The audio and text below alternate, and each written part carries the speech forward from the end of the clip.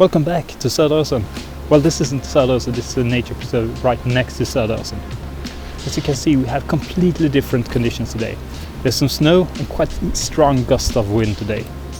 We have just taken our first image. As you can see, I've already packed down the camera as the snow can get the cameras quite wet, and I try to protect it as best I can, so I don't want to have it out more than necessary. The first image is over this lake here, and we have this group of trees on a rock formation there. It's kind of nice, perhaps not the most interesting subject in itself, but we have some snow on the rocks there and some orange leaves left, and then we have that layer of the snow that will add quite a lot of atmosphere. So I do hope that's enough to make it an image. We'll see when we have the film developed, as always. But yeah, nice little first image of this day. And I do have a couple more frames left of that roll of Delta. And the main goal today is to finish off that roll of film today. I have packed an additional roll of Delta if we would get some amazing, we can actually photograph it. Yeah, it's starting to pick up. Let's continue and try to at least finish off that roll of film.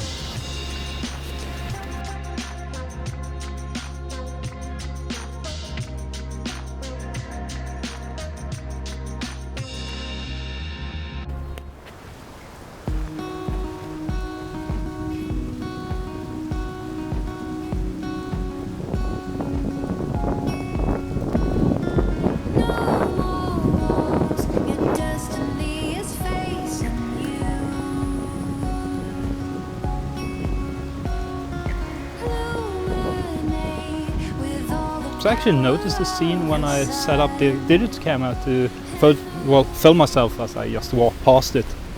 And I noticed this would work quite well as an image as well. So we have this tree up to the right that kind of hit with the snow on the side there, and then the background there with all these rocks covered in snow, and the snow just blowing through the landscape here, adding some atmosphere there. So it's shot with the wide-angle lens, so the 50mm on the Hasselblad. These conditions aren't super nice to be out in. It's quite cold, quite wet, but they are a good ingredients for interesting images.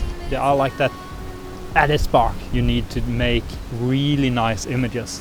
So I am hopeful with these two quite mundane subjects, but I think the atmosphere will elevate them. So I'm hopeful. Let's continue, see if we can find somewhere else today.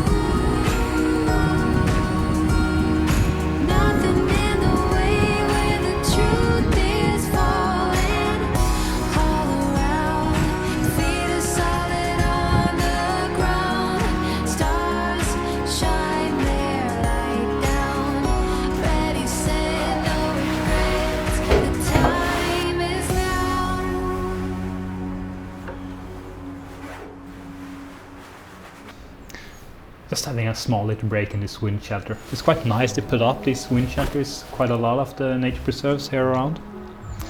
Getting away from the wind and the snow. It's harsher weather than I anticipated, and better weather. I'm glad it's not rain, but it is kind of this constant wind and you do get quite wet. But it is an adventure and it makes me feel a bit more alive, as well as it adds a lot to my images. Something I think I've been lacking lately. I've been lacking that atmosphere, the special conditions in my images the last couple of months. So it's nice, and I'm glad I got out today. You might be wondering, aren't I worried about my Hasselblad camera? My dream camera, my favorite camera of all times? Well, not necessarily. For me, cameras are tools I do love. I do love my Hasselblad, but I'm not overly protective with it. I will use it even if conditions aren't ideal. I try to protect it as much as I can, but and not being stupid with it, but I will use it. It is a professional tool. It was built well and it can handle a bit of a beating, and the same goes for the Fuji film camera I'm filming with right now, my X-H2. It is tools meant to be used and are built to last, so knock on wood, I think they will be fine today as well.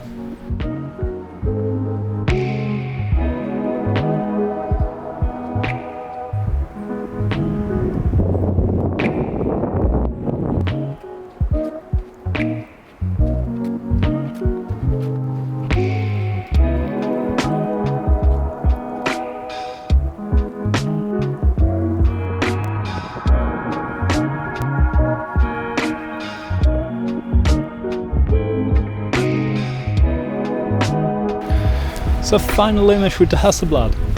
Another image that wouldn't have worked if it wasn't for the snow. We have these fir trees here, this plantation of Christmas tree if you like. And there's quite a lot of snow on the branches there. Then we have these tall trees sticking up here. You can see them in the background over there as well. And that's quite interesting to me. And then we have this tree dead center in the middle that is kind of different than all the other trees. It has a couple more branches, a bit more interest in it. So that's like the centerpiece of this image. And then it's just a matter of just framing it and making a nice balanced image with the other trees, so no overlapping trees, and kind of a nice balance between the two halves of the image. And as I say that, if I look over there, I do think there's potential for more images there, and I only have one frame left with the Hasselblad. So I might just take a couple of images with the digital camera as well. I'm sticking with this with the Hasselblad. I'm going to finesse the composition slightly, and then we're going to take the image as well.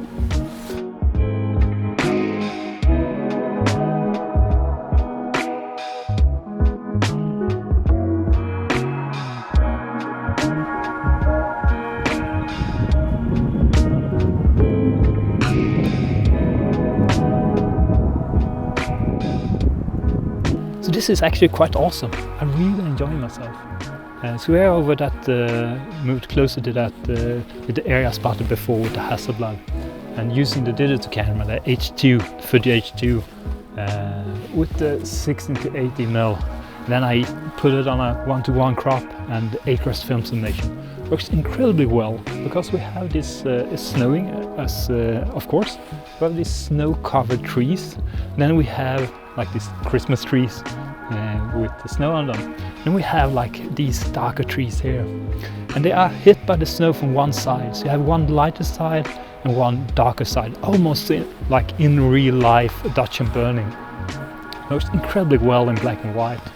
Then it's just a matter of finding nice distribution with trees, and that's exactly what I'm doing. So I've been shooting both handheld and like now on a tripod, just take a ton of images and working the scene, really working the scene. I don't usually do that. I usually are quite careful and do like one single exposure on one subject I'm especially interested in, but not here. Here it's all about working the scene as much as possible. I hope some of these images turn out, because I am, as you can hear, quite excited by this.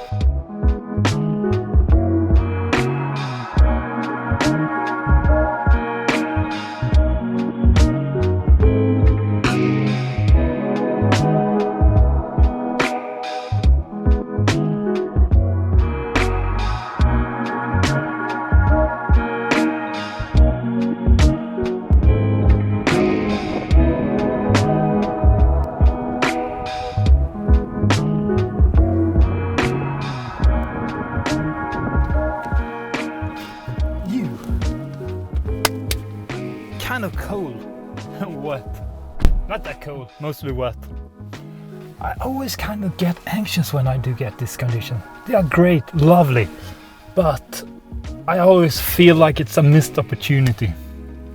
Maybe it's just me. We'll see when I get back to the computer and the darkroom and have the film developed.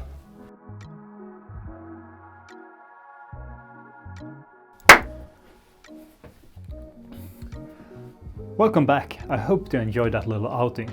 This second day sure was a bit more interesting than the first. So then, did I like Delta 400? Do I like this film? The short answer, yes. Yes, I do. When it comes to judging film, I think it comes down to a personal taste preference. I haven't really come across a bad film per se. Sure, they give a slightly different starting point.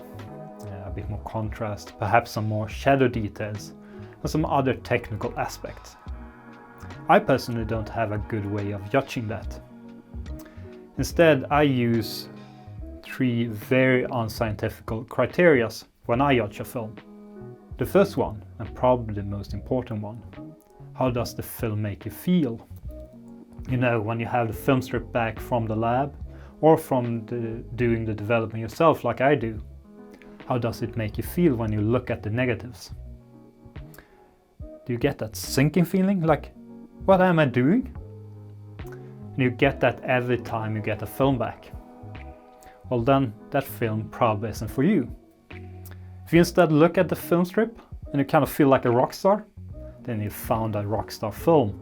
And I know Nick Carver said the same in one of his videos recently. But I thought about it first, I guarantee you. Anyhow, I do think that's quite important. How does it make you feel? And just looking at the negatives. Do you get negatives you are pleased with consistently with the film? That's a good sign for a film. And I must say, with Delta 400 I get the same feeling I get with FB4 every time I get negatives back from doing my development. So it kind of checks that first tick box. Second criteria is, how does the film work in the computer and the scanner for that semi-analog workflow? Well, here I did have some issues with curling. I'm not sure it's the film's fault, it can be my developing, kind of messed up something there. But once I got them into the computer, they look good, and they gave me that starting point I like. Quite reminiscent of the starting point I get from FP4. Not as contrasty, but a good starting point for the edits I like to do. It kind of checks the second tick box as well. And the third criteria, and the reason why we are standing here in my very own, small, kind of rough around the edges, darkroom. I enjoy making darkroom prints, and the film needs to print well for me. It's actually the reason why I never got into large format. It's kind of hard getting hold of a large format and larger, so I kind of stuck with the smaller formats, 35mm and the medium formats. I thought we were going to do a small little print with the Ilford Delta 400 and see how it performs. We will be using my Veriscope 60. This is a lovely enlarger. It's more of a professional enlarger from back in the days. It does your small format, your 35mm, as well as medium format, all the way up to 6x9. And we will be doing a small little print, and I do mean small. We will print using Ilford paper, and this is a multigrade RC Deluxe with the satin finish. It's 5x7 inches or 12.7 times 7.8 centimeters. So kind of a small paper, and that will mean the enlargement would be about 12 by 12 centimeters, so about a 2-time enlargement. And I do enjoy working with smaller papers. It's a bit easier, a bit cheaper to work with, and the image doesn't become better just because you print it big. I do have other papers, and I do have the ability to print larger if I would like to. But for now we will just print a small little test print if you like. That leaves the question, what image to print? Well, I think we all can agree that this second day was a bit more interesting than the first. So we have 3 images to choose from. All had quite good potential. Unfortunately, there was an idiot behind the camera. The first image, the one overlooking the lake, the composition is slightly off. I should have included more of the tree and less of the lake. And I missed exposure with about 1.5 stops. The second image, this is better compositional wise. I think this kind of works. It's a nice composition, there's a mood and atmosphere to the image. Unfortunately, I'm even more off with my exposure, about 3 stops off. I kind of tried to salvage in the computer for the video, but if you look at that image a bit closer, you notice it fall apart quite badly quality wise. That leaves us with that final image of that roll of film, the snowy trees. Luckily, this kind of worked. Perhaps not award-winning, and I do think the digital images was a bit better and more interesting, but it still kind of works, and I think it's well worth printing. So let's get to printing.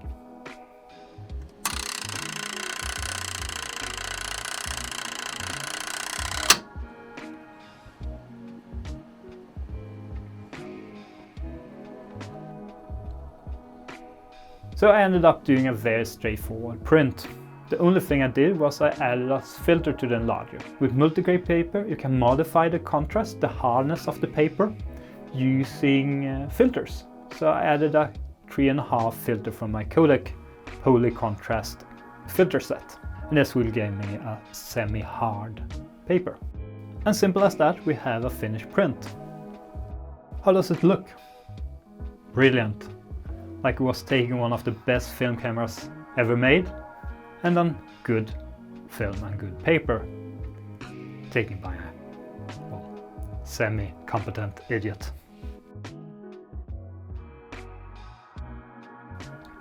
It did print well. I like what I'm seeing. The snow is snow white, the shadow and blacks do have some punch to them, but it still contains a lot of details there. And the tonality overall is just great. So this worked out pretty well. I feel like we should talk a bit about the grain. On a small print like this, I can't even notice the grain, even when I look through a loupe. Perhaps even more interesting, when I used the focus finder loopy thing to focus my enlarger, I had trouble focusing on the grain. I had to focus on the detail. So it's a very fine grain film, even more so than FP4. How is that possible? This is a higher ISO film, you would expect a bit more grain. Well, this is a different grain technology. This is a T grain. This is a more modern grain, which gives a bit finer and perhaps a bit more clinical look. I do know some analog enthusiasts doesn't like T grain, as it kind of takes away some of that analog feel. Personally, I don't mind it. Sure, it's a bit more clinical look, but especially Delta has great tonality and still keeps some of that analog look in some strange way. So for me, it isn't an issue. I see it more as a benefit. Having finer grain means I can make bigger and larger enlargements if I would like to. So there you go, 3 criterias, and Delta 400 ticked all the checkboxes.